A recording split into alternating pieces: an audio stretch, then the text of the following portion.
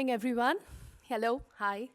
Thank you for joining us today on the second day of the ICA weekend, of the first ICA weekend. Um, so glad that you got out of bed on a Sunday morning. Don't know what you were thinking, but welcome once again. Our first session is Spotlight, and I take the pleasure of inviting Mr. Om Rautre on stage. He's the host for this morning. Uh, some of you might not know him, even if he would like to believe otherwise, but I'll try to introduce him. Words can't contain him, but here's what I could say. Om works at the cross sections of agriculture, food, and digital technologies. He writes on food, society, and politics. He runs Folk Tales with Tanushree, which has been listed as one of the 50 most luxurious experiences to have in India by Business World. Om also makes it hilarious. They have also been mentioned in Vogue, Live Mint, Lonely Planet, The Hindu Good Time, TV show, and more. So here's Om, take it over. Thank you, Priyadarshini. So, Rachit Kirteeman, chef, author. So, when you're thinking of the whole 2 days, I mean that we didn't know where to place chefs because we said it's a writing forum. We said it'll be for researchers, academicians, etc., filmmakers, artists. Chefs don't exactly need a platform, right? Not another platform. But then there are a few stories that you could not say unless it went via a few chefs. And I think Rachit, we know him for some time now. We know that he kind of breaks that mold of chef. I'll explain. So Rachit, if you don't know his work, I mean, his favorite part of work for me is his work on Odia tribal cuisine. And not just documenting, but also standardizing recipes. He has a book which is published but hasn't come out yet. It's with the government of India, government of Odisha. Yeah, government of Odisha. So somebody going cooking with the tribals, standardizing those recipes and bringing them back in the form of a book. Hopefully, we'll get to see that book. Moment it gets out of the red tape, definitely yes. You said it. Yeah.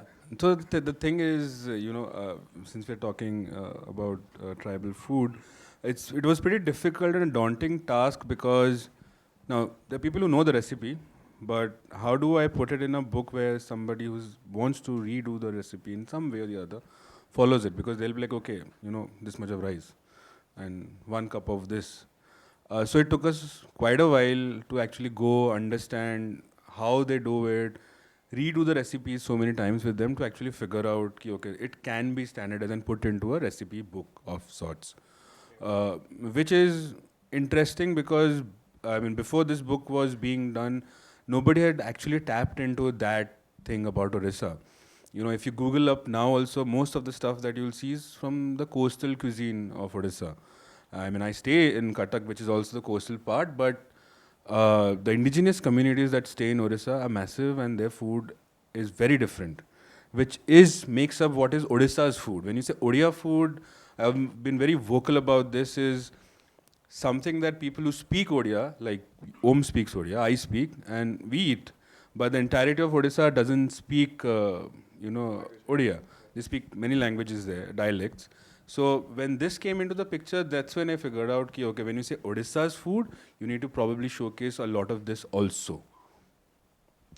I think here comes the question. I mean, 2 questions, in fact. One is, what is the role of a chef? We will do that. I may kind of explore that through other panels today. And we have seen that change, right? You're no longer just cooking, or you're no longer associated with a commercial brand, etc. You have become a voice of your own.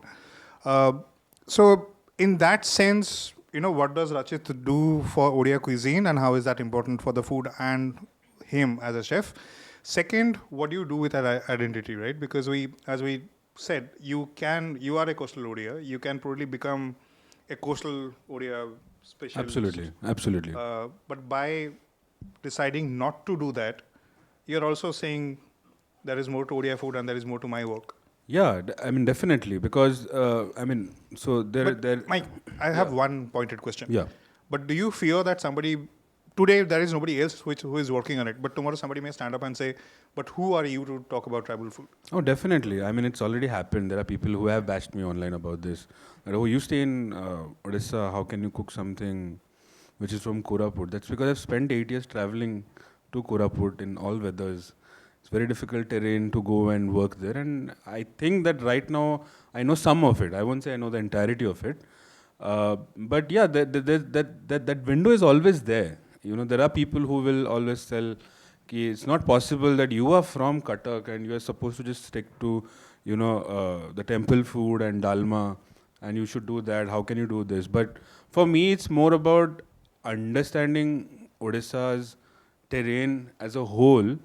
That's the reason I chose to do this, and it's okay if people bash me and I tell them you can come and have food at one of the pop-up sites when then let me know. But how? I mean, Rachit has been doing pop-ups for multiple hotel chains and commercial brands, etc., etc. And you've done quite a few different menus. I mean, then they don't exactly look the same. How do you decide? I mean, when you're going to an Odia food, generally, I don't know how many people in the room can name 5 dishes. It's not exactly very well known, right? So how do you decide how safe should you play? What do you represent? What does a platter look like? So mostly the way I approach a pop-up is what kind of location it is. What's the format? Are we doing like a sit-down with just 6 courses, or are we doing like a grazing menu? What is it? And once I have that down from the people who want to do it, then we go into the menu. Now, the last one that I did was at this brilliant property called Glenburn Penthouse in Calcutta, and that was a proper sit-down 6-course meal, vegetarian, non-vegetarian. There we went no holds bar. Like they were before the ant chutney got the GI tag, it was there. But interestingly, we did 2 variations of Odia menu there. The first day was taking somebody from, so if you are traveling to Odisha, you land in Bhubaneswar. So that was the idea. So you come to Bhubaneswar, you eat a little bit of coastal food, then you go to Western Odisha, and from there you have gone to Mayurbhanj. From Mayurbhanj you have come back to Koraput, and probably tracing back through Puri, you are back in Bhubaneswar. So the idea was that to take you across Odisha, one dish at a time. The next day was 11, 12 small plates, and that was interesting because a lot of people did not know that the indigenous communities in Odisha also consume a lot of pork and beef. So that gave me the opportunity to showcase that, which is perfectly fine. I mean, it's not only that mutton and fish is what we have, this is also there. So that's how I approach menus generally. Like, it depends on what kind of people are going to come for it. If it's in a more commercial kitchen, I probably would not do things like ant chutney and all of that, because primarily sourcing it's a little task, and probably it's the people who might not receive it that well. That's when we try to keep it a little more simpler. It's more of somebody being introduced to Odia food, so it'll have food from across the state, but something which is not that adventurous, probably. Fair enough. So I think Rachit has a presentation that he will take us through. We'll probably get back to questions and open up for audience questions once he's done with the presentation. Hi. So the thing about Odia food is, which a lot of people don't realize, is because the terrain is such that it goes. So we have everything from a 470-kilometer coastline to mangroves to the Eastern Ghats, which is your equivalent of Western Ghats. The highest point of Eastern Ghats is in Odisha also. So there's a mangrove system, there are forests, there are river. The river system in Odisha is thriving, there are floodplains. So all of this brings about a lot of interesting produce that Odisha sees throughout the year, and that's extremely seasonal. Like, there are dishes, there are recipes, there are ingredients which are just available for a month or maximum 40 days, and you don't see it the whole year. Also, there is a way that Odias in coastal Odisha have food which is pretty interesting, that we generally have savory and sweet together. So for breakfast, you'll probably have like dalma with puri, but there will be sweet like a chena podo on the same plate, not after it. It's just that because people start their days very early in coastal towns for fishing and all, they don't have time to do this whole thing. So they just put it on a plate, have it, and go to work. Ingredients from Odisha have been pretty unique in the sense, in terms of preservation. So there, everybody is aware that sun-dried fish is something you'll find in all coastal regions in India. But if you go up the Eastern Ghats, when you go to the rice fields and the paddy fields there's a lot of small catch that comes in the field through irrigation channels. Now, they very interestingly smoke dried, just like the communities in Nagaland or Assam or those places. So they smoke dry it on hay, and that's how they preserve excess of fish and meat in Odisha. But that is something which you'll only find in probably 4 districts out of the 30 districts that are there in Odisha. And that's something which is not spoken about because it's something which is so hyper local that you don't really get to see it in other markets and other menus. And they use it in a very interesting way. They basically make like a stew out of it. And that is something which is pretty unique, because if you come to Odisha, we don't have a soup course as such. But then when I saw this for the first time, I said there is something which is very equivalent to a fish soup. And so that's pretty unique about that. A big myth that people have about Odisha food is that we eat a lot of meat and seafood. It's absolutely not like that. The meat, which is mutton generally, or the fish, is always a side dish. It's never the main course in a meal. The main course is always rice, which is, we spoke about yesterday, I spoke about it, and there's a lot of varieties of rice. But the other dishes which actually complement the rice are the number of vegetable dishes that we have in Odisha. And that's like way too many to put it into even one presentation. So the meat factor of Odisha, the consumption of Odisha, is always something that is on the side. It's never like, yo, I'm going to have just rice and mutton. It's never like that. It's more of, I'll have rice with, a bitter vegetable, some dal, some greens, and then probably I'll add a mutton or fish to it.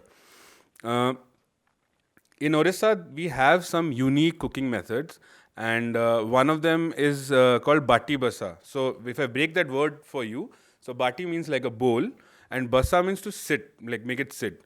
So this is a dish which basically uses everything of a pumpkin flower plant, like from the stalks to the pumpkin itself, to the flowers, to the leaves. Everything is used in this dish. Why this dish came up to be is because it's something that you can just put on a traditional wood fire stove and forget about it. It's just like a one pot meal. So you spend some time in processing the pumpkin plant, like you get the stalks, you clean it out, get the leaves, wash them, cut the pumpkin, some chili, some garlic, some mustard paste. You mix all of it, put it in a small kadai, put a little bit of water, put a lid on, and just forget about it. So it's something that gives you also the time, okay, there's rice, there's this dish that is being prepared, there'll be probably some saag, and I can still do other work at home. So that's how this dish came into being. And it is also called bati vasa. I mean, some of the names in Odia dishes actually is because the way it sounds. Like, so bati vasa, we call it chachadi. It's something Bengali food also has. It's because of the sound that it makes. Because it's like the moment you put that mixture into that kadai, it's like starts sizzling. So it's only because of the sound that it makes that, it was named that way. So in Odisha, the challenges and opportunities that I have faced when I've done pop-ups or specials or whatever it is there's a very limited awareness of Odia food outside Odisha. I mean, so we very jokingly, I tell Om also that, the Odisha tourism tagline is India's best kept secret, but it's incomplete because it's India's best kept secret in Odisha. It doesn't go out of Odisha. So it becomes a big challenge when you do this, and to sell, like as a chef, commercially, to sell an idea that, I'm going to do an Odia pop-up is very difficult for the stakeholders, because they really need to understand why you're going to charge like probably, 5,000 or 6,000 above for a 6-course meal, and why do I need to pay for that? So that's a big challenge that I've been facing. So there's a perception again that it is over spicy. It's a lot of ghee, lot of oil, and a lot of meat that goes into it. It's not. So I was thrown a challenge by one pop up that I was doing, that can you do it completely vegetarian? So we did entire vegetarian 12 courses, and people who had the meal, they were like, we never knew that Odisha food has so much of vegetarian option that you can do a full blown pop up out of this. The other issue is the lack of ingredients from Odisha. Now, the one I did in Calcutta, Bangalore was okay because we have daily flights and people traveling. Some things can be taken by flight, some things have to be sent by train. But the one I had to do in Bombay or Delhi becomes a little bit of challenge because you can't really do an Odia pop up and not have real Odia ingredients. I mean, I can't like do, say for example, Mudi Mangso, which is a very Mayurbhanj dish. It's also something people don't really know, that you have mutton curry with puffed rice. You know, it's very specific to a region, but it's very interesting. Now, that puffed rice is actually made from a particular variety of rice, which is non-urea treated, and it's done at home, and it doesn't have a big shelf life. So if it's made today, you have to consume it in 2 days. You know, so if I'm doing a dish like that in Delhi, I would not probably do it because it's impossible to get it here. And you can't really say, okay, we'll get some other puffed rice variety and do it. It doesn't taste the same at all. So then the issue was to adapt the dishes, because when I started doing the Odisha table, I spoke to a lot of my seniors from the industry. Hey, you know what? I'm thinking of doing this because I've already done my research for 8-9 years in Odisha, and I really want to take this out there. They said it's not been done before. So the good thing about it is you have a blank canvas to start from. The second thing is, how do you put these dishes, which are dishes that are cooked at home for weddings, how do you put it on a plate? Like, how do you, a pop-up cannot be an, platter to plate service. It has to be on a plate. Like, how do you put it? Do you actually reinterpret the dishes? Do you actually change the way do you deconstruct it? Like, what do you do? But so my idea was to keep the flavors and textures as they are, but still try to figure out how you can use good way of storytelling, a better way of presenting the ingredients, championing ingredients on a plate, so that when people actually eat it, they do understand ki, oh, okay, there is a rice that he spoke about, but instead of it being rice, it's been made into a rice cracker, and it's easy as a one bite, so you can actually understand how it would taste. So as I was saying, so reinterpreting classical dishes, it was to utilize familiar ingredients in a more interesting way. So we have something like, it's called tonko torani, and it's so in summers we eat a lot of rice with water in it and curd. So the water that comes out of that rice is what we use. We temper it with spices. It's something that everybody drinks during summer. Now, when I did a pop-up, so we took something called as ambulo, which is some souring agent, which is a mango that has been sun-dried as a souring agent, and it's not had as a dish. It's like something on the side, but we converted it into a granita as a palate cleanser. So that's the idea of how to take in cuisines like Odisha and figure out how do you make it more interesting. Because I'll be very frank about it, if somebody is not really interested in having a traditional Odia meal, they will really get bored if you feed them the way the food is actually cooked in Odisha. It has to be more appealing to a wider audience if you really want to get the story out there, the food out there. Now, tribal and indigenous communities that stay in Orissa have a very different food habit, because they completely depend on forests. They forage in forests till date. There's barter system that happens even now in Odisha. And that's very interesting because that's how the community thrives there. Now, their food is absolutely different from what you would even find on Google, because there's not much information out there about it. Now, their food doesn't have spice, but that doesn't mean it is bland, because they have figured out over centuries of being around ecosystem how they can use a lot of ingredients, a lot of herbs that are available, known to them in their food to make it very interesting. Yes, they are heavy on meat and protein because that's what they find there. They're rare there. They are in ways herders, but they used to hunt a lot. So when we did a menu, we wanted to showcase some of the tribal meat dishes. Obviously, we can't get a wild boar or you can't go and hunt. But we knew the recipe down, and we figured out that if we reinterpret that with probably pork, which is what they have, it absolutely works. So making dishes like that or in a pop-up is more in a way is actually trying to tell the audience that's consuming it that, hey, you know what, there's much more to Odisha, and we have this community which used to be hunter-gatherers. They don't anymore, but the recipes that they still make is very much how it used to be probably centuries ago. Storytelling is a big part of what I do, because over time I realized that there is again not much literature about Odisha apart from temple, architecture, dance, and craft. There's not much literature. Like there's a very few places that you will actually find papers written by professors from outside Odisha, even about food or habits of the communities and all of that. So it took me a while to understand why this was, and it also because people think, people in Odisha really don't want to say things. They want to, tell you secrets, but it's not like that. It just takes some time to break into them. Like me being a fellow Odia, it took me a while to understand them. It's only after a few years of traveling to places, they've started opening up and actually telling me, okay, you know what, we are going to have this wedding happening in our family. And you can come and see how the food is being cooked, which is very interesting because otherwise they won't really invite you. So I'll show you some dishes that we did for the Odisha table.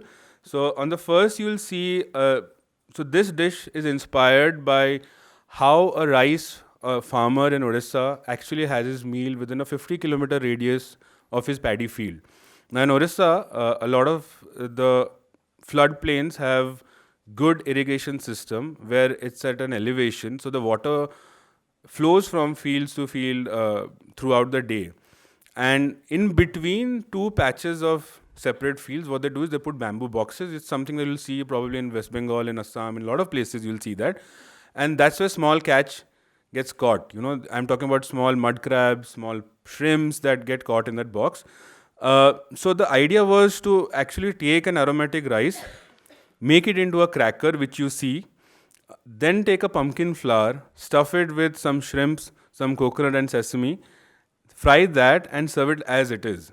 So that's like something that they would have, but they would have rice, some prawn and some pumpkin flour sorted on the side. That's their plate, and this is how we reinterpreted that.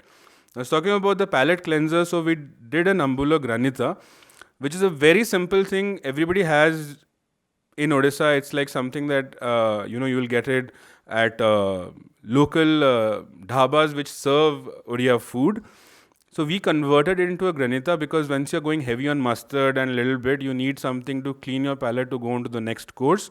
But the only addition that we did is we steamed a Malabar spinach leaf. So you could just pick the whole thing up, which has a little aftertaste, bitter aftertaste. And the ambulo granita is extremely sour.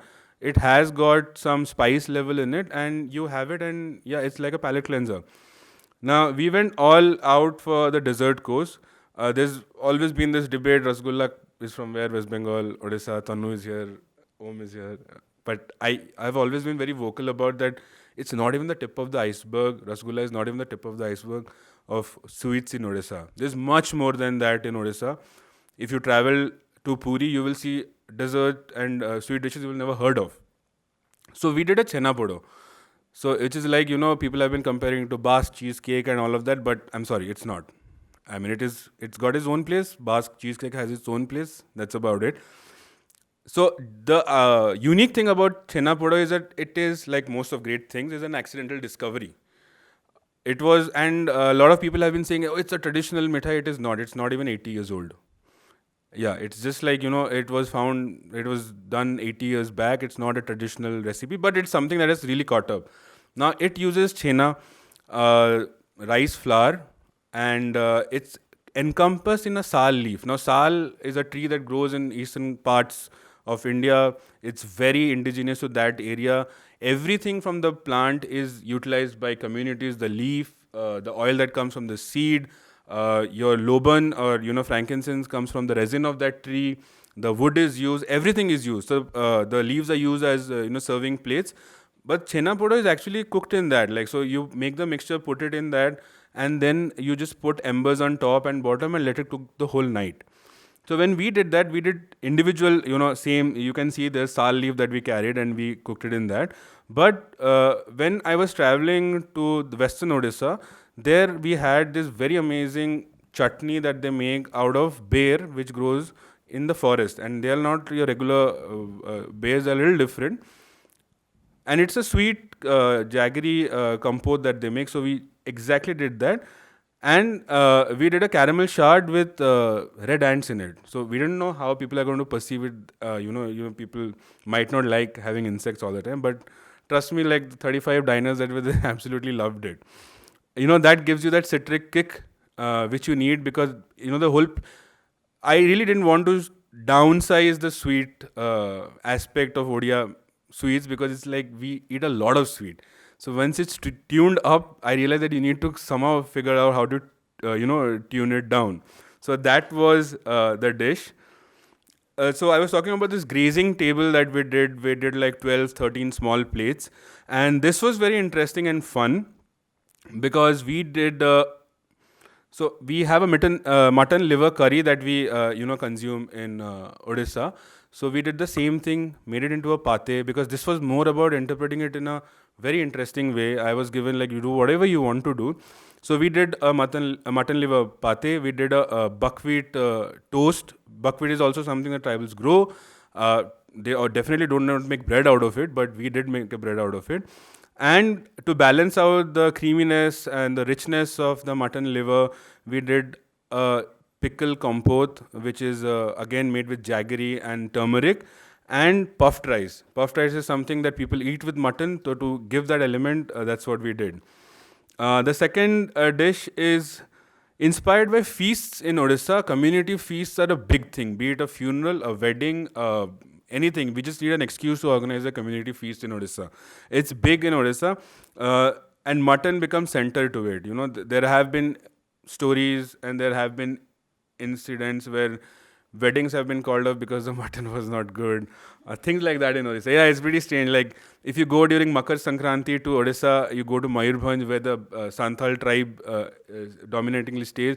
They have these amazing football matches and hockey matches, and the price will be one goat. One cup and go. It's pretty interesting. So, now, if you go to a traditional village community feast, the menu is not big. It's like probably 5, 6 dishes and a good kheer to end it. So I did a take on that. So we did a mutton curry. We did some raw banana chips we otherwise also have, and we served it on puffed rice. The last dish is something which is from Koraput. So it's a recipe that is from the hunter-gatherer group called the Dongriya Kondas. They are a PVTG vulnerable tribal group. When I had gone there for a wedding, I did have this recipe there. Now, they used to cook it with wild boar. I didn't ask them if it was wild boar or just normal pork that day. Whatever it was brilliant. But when we tried to do it, we tried doing it in a way that we kind of showcase the district next to it and the district that it is had in. So Sambalpur, which is Western Odisha, is on the border, where they do a very interesting tomato chutney, which they have with everything possible. So, we served the mutton with that. So this is what I try to do with Odisha Table. My idea is to just break stereotypes, make people understand there's so much of veg food to Odisha than actually non-veg food. There are some traditional cooking methods. There are some dishes which have health benefits and which, in the sense, are had during a particular season for a reason. Championing Odia flavors, there's a lot of foraging that happens in Odisha, which is again a dying practice. There's a lot of interesting dishes which are kind of not being done because people who know how to forage don't, and they're not teaching the next generation how to forage, what to forage, so they are not interested in doing that. So that's something I'm really invested in. And to celebrate the indigenous communities in Odisha, that's something that I'm very vocal about, because they really need to be put out there, and not by making them exotic at all, because that's something that I'm not very interested in, but actually taking the story of what they eat to general public. I mean, what they eat and how their culture and craft works. And this I do through pop-up experiences across India. I am I study in Manipal, so I still go there every year to teach the future generation of chefs who are studying there about Odia food, and that's my only thing about working around Odia food. Yeah, thank you. Thank you, Rachit. That was brilliant. Uh, in fact, I guess one instance I'll narrate before I open it up for questions. He was doing one pop-up in Manipal, right? Or it was training, where Uh, he took a cook who works in the Yeah, marriage so festivals, right? yeah, it's really special going back to your college to teach. It's more special when you go for your annual day. You know, at one point you used to be part of the college for annual day. Now you go as a guest. So, I mean, Manipal Vaksha is the best hotel management college that is there in this country. That I'll say it without a doubt. But who was that? Mangu Bhai or something? Someone who Fakira. Fakira. Fakira. Yeah. So there's this cook who is from Cuttack. His name is Fakira, and he has been cooking from when he says he was 15 years old. He's right now 65 or something. But never been in a commercial. Or a Never restaurant been in a kitchen. commercial kitchen. One of the best Odia cooks you will find for community feasts and bhojis and all of that. So my principal, he said, you know what, Rachit, you please come, but I need you to get a cook who is from the traditional cooking school and cooks for community feasts. So I said, okay, fine, we'll figure it out. And this man has been, I don't know how many weddings he's cooked for. He's probably fed more people than any chef can ever imagine. So I told him, do you want to go? He's like, yeah, okay. You know, and that was the first time for him to go fly on an aircraft. And we had a bad start because there was bad weather in Odisha. It got delayed. But when he went there, and we did so for the last annual day, the starters were from Indore. There's a lot of chaat and all. The main course was entirely from Odisha. So we did a lot of rice dishes, a couple of rice dishes. We did a lot of vegetarian dishes, and it was a vegetarian menu. And a good amount of dessert, and the traditional rice kheer that is done. Now that experience for him was very unique, but for the students. And for me to actually tell them, you know what, I'll show you the recipe, but when you cook in bulk, things change. But how do you keep it as close to the original without, going away from the traditional recipe? I hope to see more of that. I think people who are termed as cooks, once they enter the space that is reserved for chefs, I think both will benefit. Also, we'll probably end up having better food. Absolutely. But anyway, any questions? I'm sure there are many. So you talked about consumption of beef. I Yeah. want to know, is it caste specific? Uh, Are there it's- certain castes which No, consumes? No. So it's only consumed by the indigenous community who have no caste system. Okay. Yeah. And what about non-indigenous / Uh, non-original? no, they don't consume. So even they don't consume beef or pork. Mutton is actually what Odia people actually consume. Like I remember my grandma used to say, chicken is not something that like we eat. It used to be only read for the egg. Mutton is actually meat, and the traditional Odia kitchen meat ends there. And fish, of course, yeah. But meat is only till mutton. And then these non-indigenous community castes are upper caste or lower castes? Mutton is consumed by Those who consumes beef. in indigenous communities. You mean? Non-indigenous. No, they don't consume. At all. No, at all. Not at all. Not at all. Okay. They don't consume at all. Thank you. Rachit, Om, thank you so much. I know we've had interactions outside the room also, and they've been fascinating since the last 2 days. Actually, a lot of things were going through my head when you were presenting. And one of those things are that you have actually inspired more people like myself to write about their own communities. Like I am a UP Khatri, and like we were talking yesterday, there is not a single cookbook that will talk about UP Khatri cuisine. It's UP is divided into many communities Right. in many areas, and our cuisine is, I think, very different, very special, and it's only, transferred from one generation to the other, if at all. So I think you've done a fabulous job Thank you. of inspiring us. The other thing is that I think the role of the chef, which Om started talking about, what we're finding is that a lot of it is pandering to the audience to say that let's not feed the audiences, like to play safe. And I think when more people start supporting chefs like Rachit to say, you know what, we're going to introduce people to this cuisine and take pride in the fact that this is what we are going to feed you, at least come here and try it and see if you like it. Rather than saying, the audience is not going to like it, so let's not even give it to them. And that's what happens, that, we are now, everything is chole and paneer and, Right. any of that stuff. Absolutely. So I really, really wish that there are more voices like this, more forums like this. Thank you. I just wanted to say that. Thank you, ma'am. It was wonderful to hear Thank you, your ma'am. Thank you, ma'am. talk. Thank you. And it's just very strange that just day before yesterday, I wrote a column Okay. on Odia food. I called it the Royal Ode to Odia. Okay. And it was after tasting the cuisine from Denkanal. The Yuvrani of Denkanal had made a right. whole bunch of dishes. And I love the mustard. So I Yeah. wanted to ask you 2-3 quick things. Where Yeah, is the ma'am. mustard coming from? Is it Kashundi? Where is it? Where It's is the It's grown locally, ma'am. It grows in Odisha. The mustard that generally comes from Kandhamal, Koraput, which are the upper, it's on the upper eastern Ghats. Those districts where they grow a lot of mustard that we use. It comes from there. And what does it taste like? Does it taste like Kashundi or does it taste like Dijon or what does it taste like? It doesn't taste like kasundi at all, but it's got a more pungent, it's more towards the bitter side actually. That's the reason when we make the paste out of the mustard in Orissa, we add a lot of cumin to balance it out and a lot of garlic to balance it out. Okay, 2 more questions. Yeah. 3. When are you going to invite us for a pop-up? I have in the talks of doing one on end of this month in Delhi. Okay. If that happens, I'll definitely let you know. Yeah, I don't live here, but still. I've just come straight from the airport right now. And my next question is, are you planning a cookbook? I am working on a cookbook with a bunch of other people from Odisha.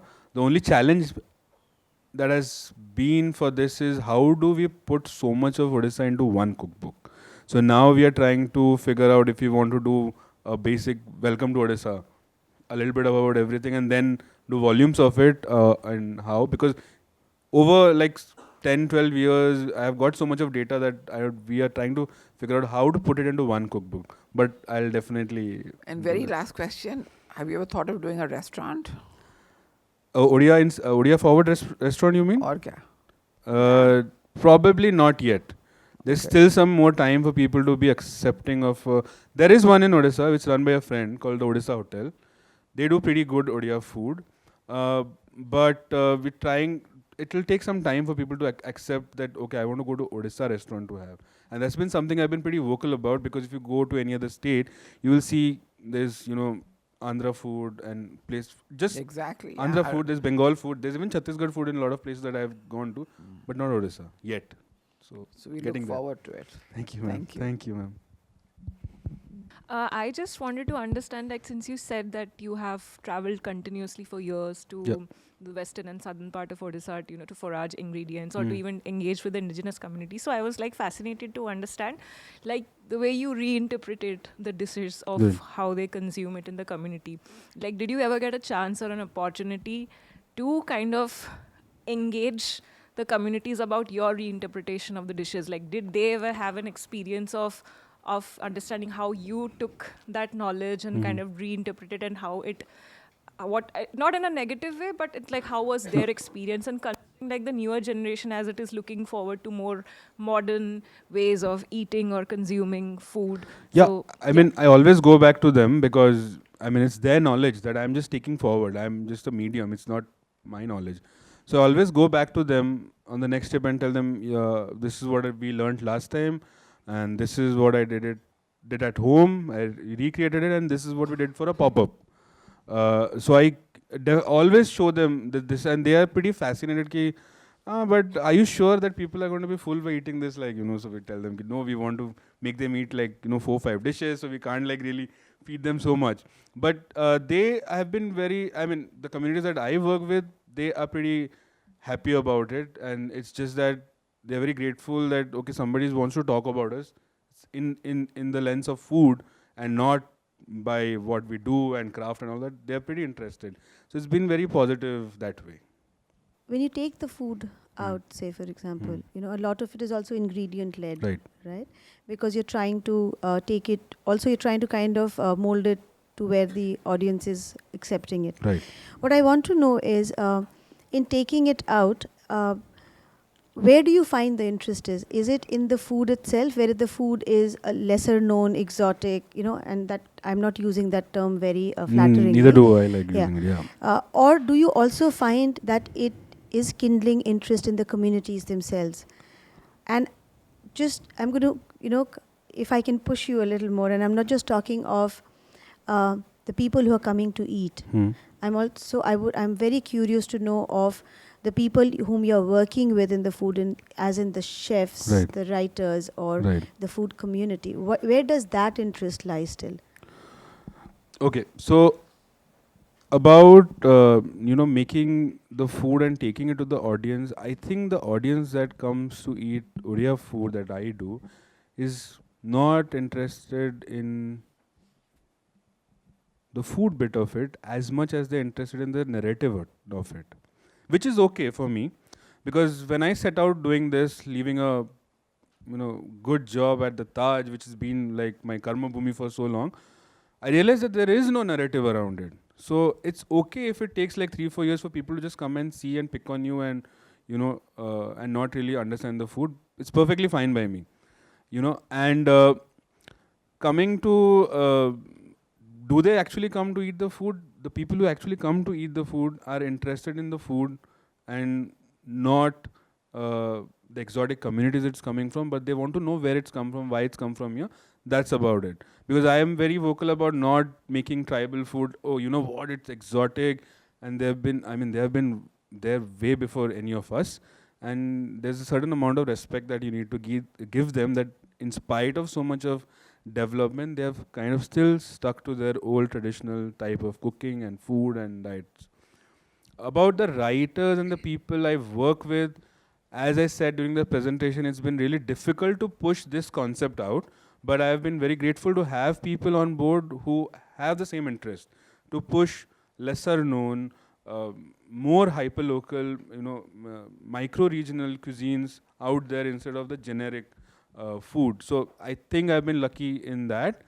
But that being said, it's actually difficult to do multiple events with this idea.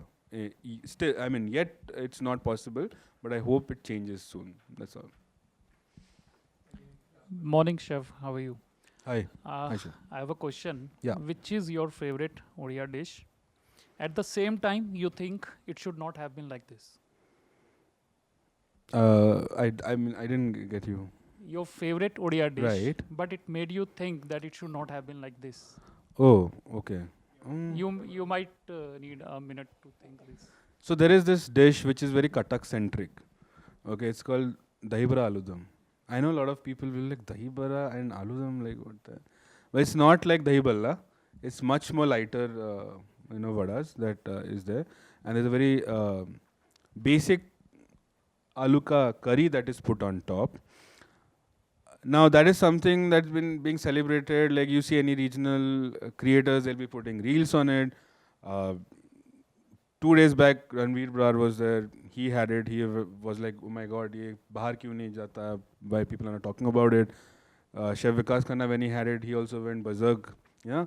But the thing is about that dish, nobody knows the origin of that dish. It started in Cuttack, the city that I come from. We spoke to the oldest guy when he could hear, when he was like 80, 82, he's like 90 something.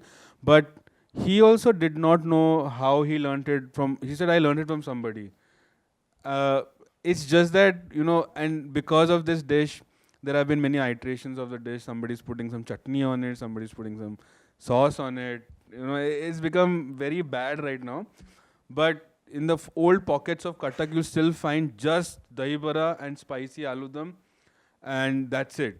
That's how it was supposed to be. But over time, it's become too much of a dish. Chef, Yes. question from me. Please. When are you opening a modern Odia restaurant? Can you do it? working? Yeah, not a modern Odia restaurant, but probably a Odia restaurant where food is pre-plated.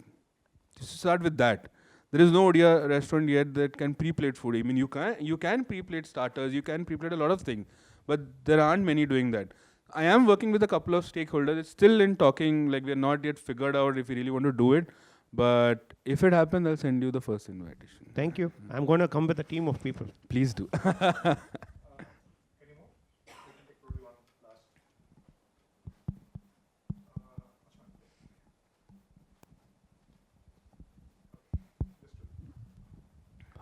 Am I audible?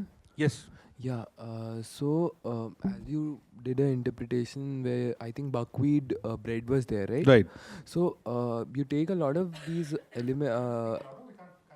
Can you hear me now? Yeah. Much better? Yeah. Okay. So when you take all these elements that were already there, and Right. then you also take something that were not there, and then you mix and match, so it gets richer, right? So I was, this reminded me of a conversation that I was having with a Toda community member, if you know Tamil Todas. Nadu. So he said, "Ki come now the food is, now the food that we make Yeah. is getting much richer." And he's like, I'm like, what do you mean? He's like, when I was smaller, we had something which were much plainer, but now it's getting much richer. Got it. And it was very interesting because he was also, he was not just ki हमारा पहले अच्छा नहीं था. Right. He is also maintaining a seed bank, and he was very dissatisfied about the fact that we have lost a lot of plants. But how do you draw the sort of, how do you navigate ki, retaining the authenticity and also adopting new elements? Right. So I'll take that example of the dish that you mentioned. Now, buckwheat is something that the communities grow, but they make a very thick, a bread like a chapati out of it, or they make gruel out of it, which they have before they go to work. Now, my idea of doing that dish was I took the buckwheat, made it into like thin, toasties. The the mutton liver curry that was converted into a pate did not have anything like cream or brandy or cognac that is actually put in a pate, but it was just mutton liver cooked the way they cook it, which they still keep it very soft, and blended into a pate. So I did not really change the ingredients, but I just played around with a little bit of texture because the recipe was for a 12 plate grazing menu with like small plates, a lot of small plates. So you need to make it interesting because it goes with inspired cocktails. So you really need to figure out how you keep making them eat so many things. So that was the idea. So I don't really change the heaviness of any dish or any of that. Playing around with textures is something that I'm not really very fond of.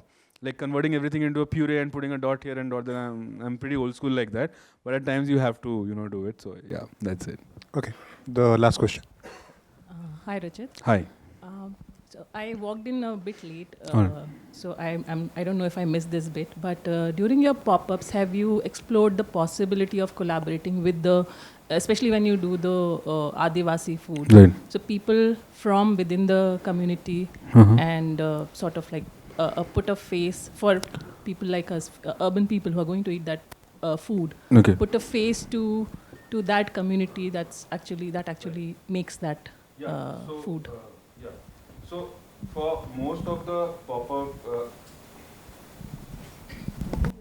you can hear me?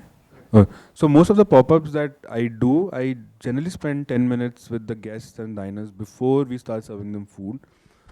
I explain to them where this ingredients come from. I name the farmer because I really work close with them. So I name the person, the farmer who's giving us the rice. If there's a particular community, I tell the name of the person who's actually foraged the ant and come from Mayurbhanj, because it's not very easy to get for the Calcutta pop-up, it had to be collected from Mayurbhanj, put in a ice packet, sent by bus to Calcutta, collected in Babur Ghat, and then it comes to venue. It's a whole process. So I even name the friends who have been helping me send all of this. So I am always about giving back to the community. So that is very primary of me to mention. Which person, which community has provided me this ingredient, because without that there is no Odisha table, I believe. Sorry, but do you also plan to bring in cooks from that community, or have you done that? So where they are actually cooking the food? So we are working with Tata Steel Foundation. They do this brilliant annual event in MP every year. It's like a world indigenous community festival. So this year they had about 120 different tribes communities coming from all over the world, showcasing the food, the craft, and it's amazing. So we are now working with them to take some of them and showcase the food there where they cook it. Because some of these communities are PVTGs, they are vulnerable tribal groups. It's very difficult to get permission for them to travel outside the state, and because the department doesn't want you to exploit them in a way. But we are trying to get there. Thank you. You're welcome. Okay, I think two thoughts that Yeah. we'll probably explore throughout the rest of the day. One being the first panel will also talk about the language of Indian food, right? So if you're doing a mutton, it's not. Anyway, it's okay. So do we call it a mutton pate? I think the first panel will discuss that. Or is there any other way to address that term? No, not a question, but I'm just thinking. No. So, no, my thoughts about it is like when I put it on the menu, I called it mutton kosa. Kolija kosa. So then people ask so it's the description is in the description. Like, kolija kosa. So then it's like mutton liver in a pate. I mean, right. Yeah. Is there a way forward? So that's thought number one. Second being, as I said, why we chose Rachit is because you have identities that you can claim in multiple ways. But, and there are multiple Odia writers and chefs who will say, the rice water, like pani bhat, the pakhada is actually rich in iron. Some make claims that it's the healthiest food in the world. So the point is, okay, you can use your identity and make these extravagant claims. So one is the tonality of how you're identifying yourself with your food. Are you being factual or are you being superlative? Second, the politics of it, right? So both have to fall in a place for you to become a true ambassador of that cuisine or become a voice of that cuisine. Are you representing correctly what you're representing, the people and the food? Right? So anyway, I think we'll explore those themes through the rest of the day. Thank you very much.